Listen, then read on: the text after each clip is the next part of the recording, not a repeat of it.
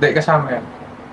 Bakit nga ba ako hirap na hirap bilang breeder? Sobrang magastos. Dog food, vitamin, CS, aircraft, etc. Ang dami, sobra. Sobrang nakakapagod, lalo na pag newborn puppies pa lang sila. Every 2 to 3 hours, kailangan mong padidin, pataihin. Tapos, nakaka-stress pa. Kuminsan, maubusan pa sila ng gatas. Dahil yung dam, kuminsan, humihina yung production ng milk. Tapos, kailangan i-bottle feed mo sila. Tapos, kahit oras ng tulog mo, syempre, maya-maya, kailangan gigising ka. Hindi ka makakatulog ng maayos. Pinakamaganda niyan, may kapalitan ka para kahit paano, di ka maging losyang. Tapos araw-araw, linis tayo, ihi. Tapos minsan, broken ka din kasi kuminsan hindi successful lagi yung breeding. Kuminsan, mamamatayan ka pa. Kuminsan, hindi magte-take. Kaya pag-isipan nyo talaga mabuti kung bago nyo pasukin tong breeding. Ako kasi sobrang kulit ko lang talaga kaya finish ko talaga to eh.